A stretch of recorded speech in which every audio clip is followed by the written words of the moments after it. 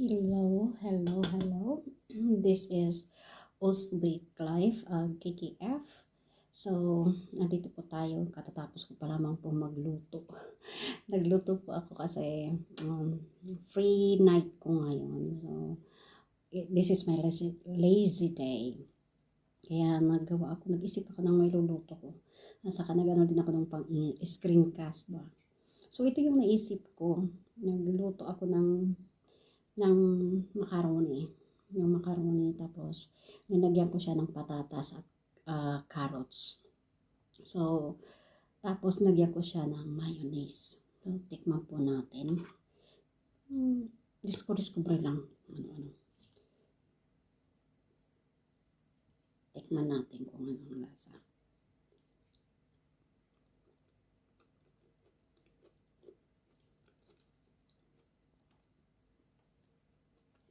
Okay naman. Ginaya ko lang yung ginawa ng co-teacher ko nung inimbitahan nila ako mag-dinner sa kanila. Yung sa kanila is yung pasta lang, yung macaroni pasta at saka patatas inagay nila. Ang sa akin naman is nag-ano ko ng twist. Nagyan ko naman ng carrots. Sabi niya, ang dali-dali lang itong lutuin. Edi, serbukan ko. Madali nga lang lutuin. Masarap. Good na kaano yung mayonnaise.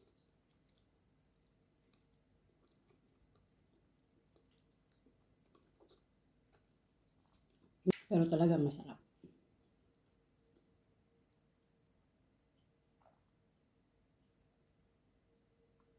Kaya malito. Tubig lang po to.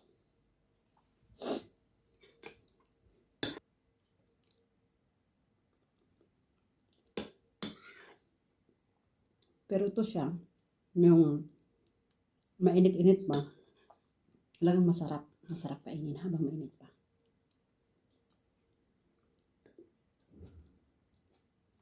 Mga pa pala. Diba sabi ko, magkaano ako ng mga kaalaman habang kumakain. So, doon sa kong crufe, na-share ko na yung tungkol sa mga silver rings.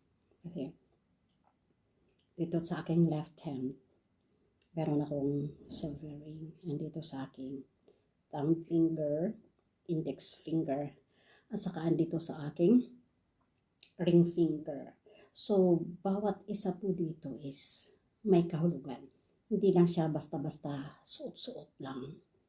So, lately ko rin lang nalaman kung anong mga meaning nila. Pero actually, ito sa ruby, talagang alam ko. Kasi nung binili ko ang ruby, talagang niresearch ko po muna kung anong benefits ng ruby. At saka kung halimbawa, saan siya dapat na isuot kung saang finger. So, dito siya dapat sa aking ring finger. At saka lalo pa, layo ako. So, I need this ruby ring. Dito muna tayo sa ating index finger. Ito muna. Ang nasa index finger ko po is infinity na ring, silver ring. So, ang silver ring sa index finger, pwedeng marami ang kanyang ibig sabihin. So, isa sa mga ibig sabihin nito is good luck and warding off evil. Para daw mabigyan tayo ng good luck at saka para maitaboy natin ang mga masasamang elemento na nakakaapekto sa atin, yung mga negativity. So, ayan, nagpapalayo po ang silver ring sa index finger. So, isa rin ito, yung sa Western culture, this also symbolizes fashion. Sa Western culture, it symbolizes power and authority. So, pwede rin, diba? So, yung parang powerful ka. So, in your own way, ganun lang. Wag masyadong i-misinterpret ang ibig sabihin nun. Silver rings sa index finger can also symbolize confidence, and leadership. This is also associated with the planet Jupiter, so which symbolizes this traits, yung confidence and leadership. So, ayan. So, tiwala sa sariling kakayahan at kakayahan mo na mamuno. Okay, so pwedeng sa ibang bagay ka, may pakita mo ang iyong pagiging ang iyong tiwala sa iyong sarili o ang iyong pagiging pinuno sa isang samahan. So pwede rin maging pinuno ka o leader ng iyong family, even if you're a woman, pwede rin na ganun. So depende po kung anong inyong pag-interpret. Symbolizes ambition. Nako, ako talaga, kahit wala pa nung itong silver ring dito. Pero matagal ko na itong nabili doon pa sa Thailand. Nagustuhan ko talaga siya kasi yung infinity na sign.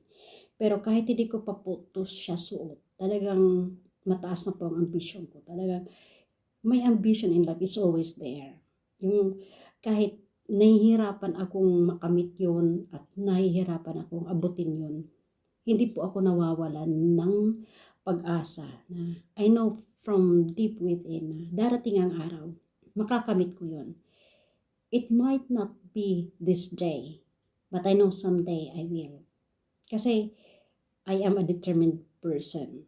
Ganun kasi ang aking pananaw sa buhay. So, ako po yung tao na hindi basta sumusuko. Go lang ako ng go. Ika nga hanggat may buhay, hanggat humihinga ka, may pag-asa. Ito naman sa thumb finger, meron akong heart shape na silver ring. So, lately ko lang po ito siya linagay dito. Nung magsimula yung mga screencast, parang after 4 days na nag-ano ko ng screencast na tapos naghihiwa-hiwa. Yung parang plain lang yung nakikita, di ba? Hand lang na nakikita sa finger. Sabi ko, lagyan ko siya dito ng ring para may nakikita naman sa habang naghihiwa. Now, tiningnan ko naman kung anong ibig sabihin ng silver ring sa thumb. Abay, may ibig palang sabihin, hindi ko alam, buti na lang nakalagay ito dito.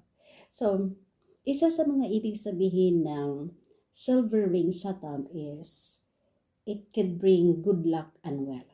So, ito po, pag mayroon po kayong silver, ilagay niyo po dito sa thumb yung isa. So, it will bring good luck and wealth po sa inyo. So, ako'y naniniwala sa bisa ng silver rings. So, pag naniniwala, so, magkakatotoo yun. Pero, hindi ibig sabihin na kusang mangyayari yun. Dapat din, mayroon kang gagawin. You should try your best to change your lifestyle. Diba? Hindi naman pwede na, ayan, nagantay ka na lang ng mga pagbabago, nagantay ka ng kayamanan, Diyos ko, day. Hindi mangyayari yan. You should do something so that you will have something to receive. Hindi yan grasya, uhulog ng langit ng basta na lang babagsak. Wala. Yan sa panahon ngayon, Diyos ko. It can also help us with creativity, leadership, and self-assurance. So, ando pa rin yung leadership. Diba? Dito yun eh. So, ayan, magkatabi na sila. So, kung ikaw sa kasakali man, ma-assign ka as maging, sige, pangunahan mo itong grupo na to, or you are assigned na mag-lead.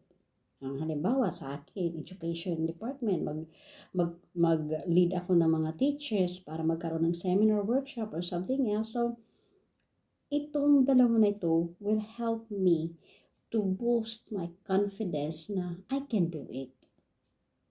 Ika nga. So, pag naniniwala ka, mangyayari. Ika nga, be confident.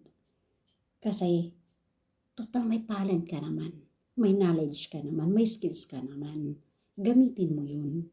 So, ang silver ring sa thumb can also help us to uplift and change our health.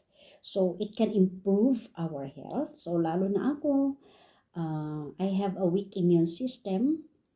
So, andito ako sa malamig na lugar. I am praying na sana hindi ako magkasakit. Kasi pag ako'y nagkakasakit, matagal gumaling.